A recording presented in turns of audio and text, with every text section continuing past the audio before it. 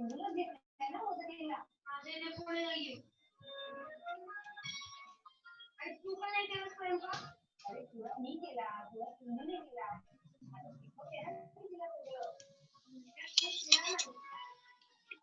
कोणातरी TV चालू आहे. साक्षी TV चालू आहे बघ.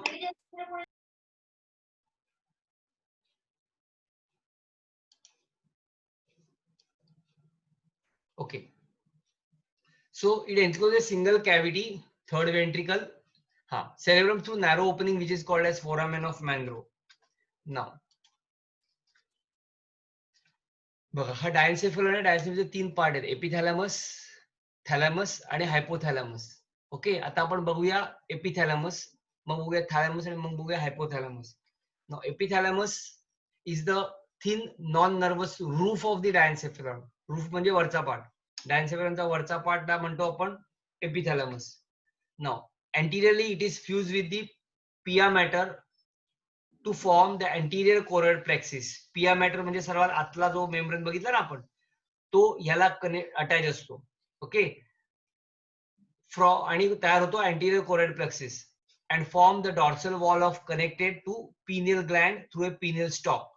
pineal gland त्याच्यामध्ये असते आणि ती pineal gland pineal stalk ने कनेक्ट असते. कोणाला?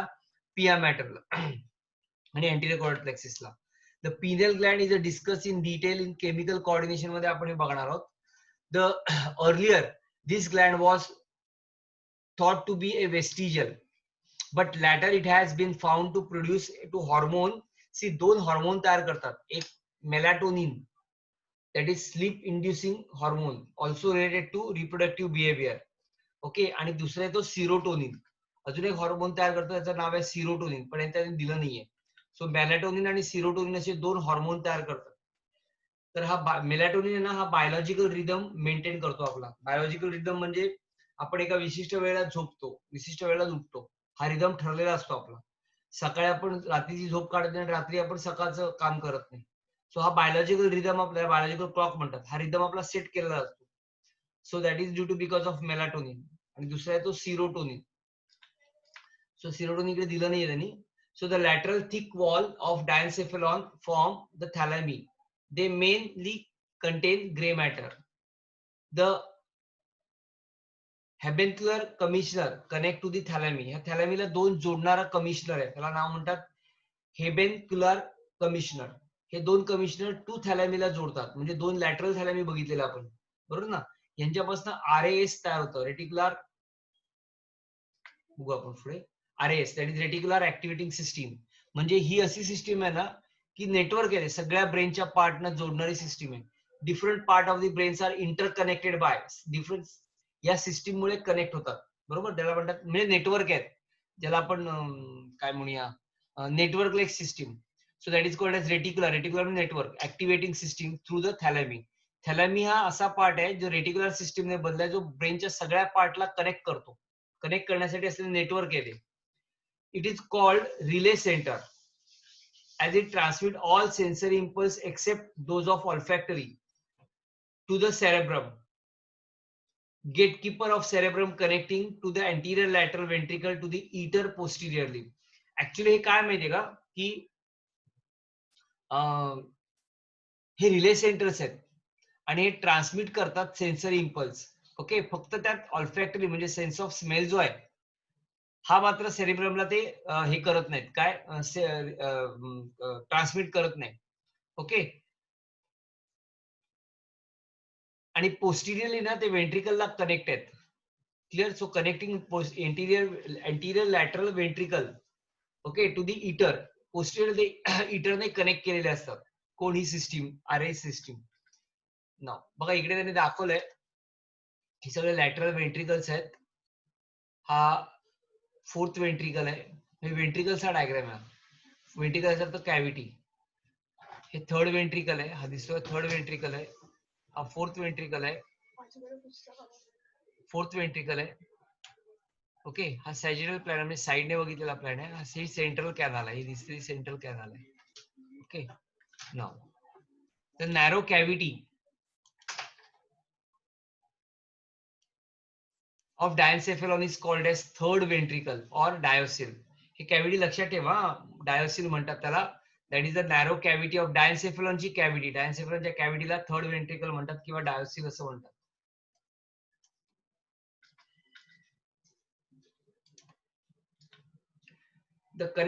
It connect anterior to the two lateral ventricles by a single opening called as foramen of Mangrove. हे काय करतात माहितीये का, हे लॅटरल वेंट्रिकलला, म्हणजे लॅटरल वेंट्रिकल म्हणजे साईडचे, ओके, याला कनेक्ट करतात एका ओपनिंगने, that is called as foramen of Monro. आणि पोस्टिरियरली ते fifth ventricle or metacele through a narrow duct of Sylvius or iter. मगाशी आपण सॅल्वियस बघितलं, म्हणजे लॅटरल लॅटरल काय म्हणतात ग्रूव. ओके, सो इथे थर्ड वेंट्रिकल दिली आहे, ही थर्ड वेंट्रिकल आहे बघा. ओके, आणि दुसरं दिलंय ते फोर्थ वेंट्रिकल, ती fourth ventricle. Clear? Or it is also called as metacele. याला डायोसिल म्हणतात, याला मेटासिल म्हणतात.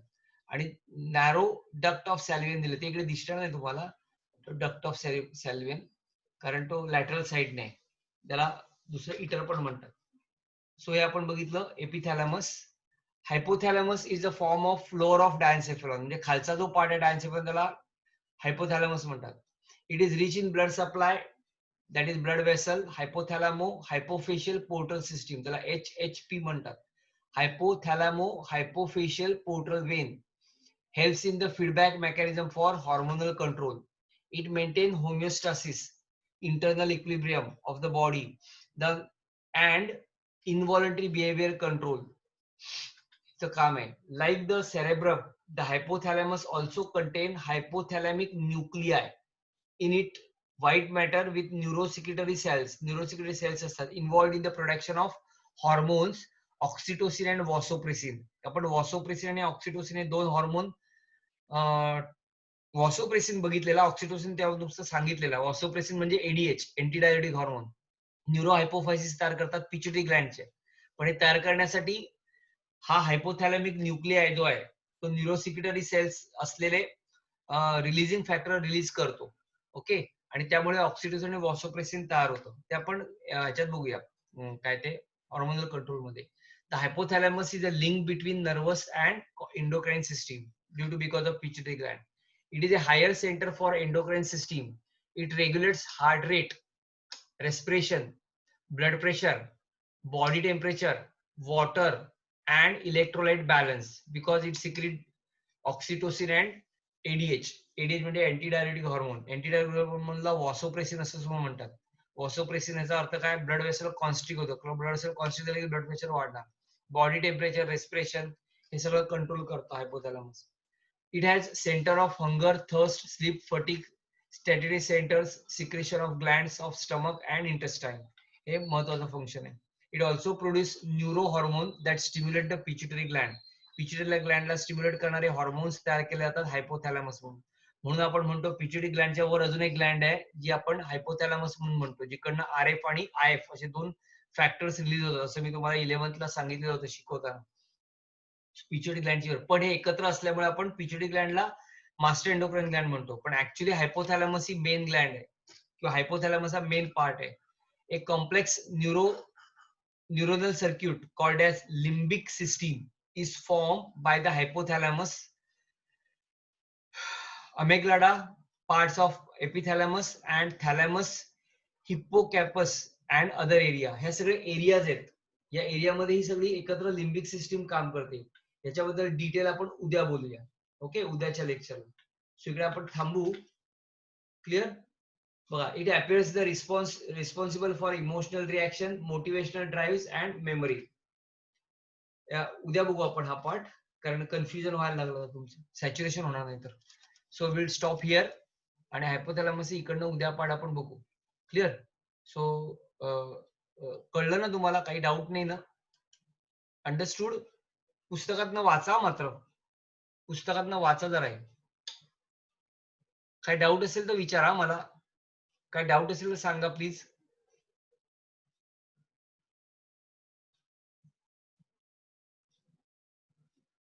थोडासा असला तरी विचारा, जास्त असला तरी विचारा, किंवा कन्फ्युजन असेल तरी विचारा.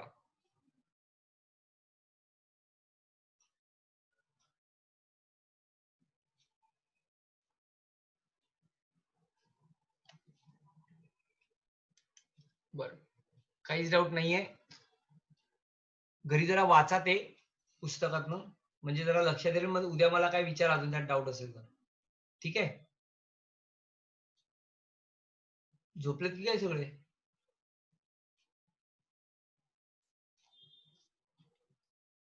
आपण आता स्टॉप करतोय. जरा मला सांगा काय ते. ओके. हा, जागे आहेत ना? हा, तर काय आहे, कठीण आहे का किचकट आहे? ठीक आहे, तुम्ही वाचा जरा ते, आणि नाही आलं तर मला उद्या परत एकदा विचारा, म्हणजे मग थोडं क्लिअर करता येईल. हे असंच आहे थोडंसं, हा पार्ट आहे ना, ते काय डायग्राम बिग्राम लागतो त्याला भरपूर. पण आता ठीक आहे, काही इलाज नाहीये त्याला. थोडंसं मी जेवढी मॅक्झिमम मला जेवढं जमेल तेवढं मी सांगितलं. तुम्ही वाचा जरा ते, आणि उद्या आपण आता परत त्याच्यावरती चर्चा करू आहोत तर, सो तुम्हाला क्लिअर होईल ते. ओके. काय आहे, किचकट आहे का? समजलं ना, मी शिकवलेलं कळलं ना तुम्हाला? मी शिकवलेलं कळलं ना?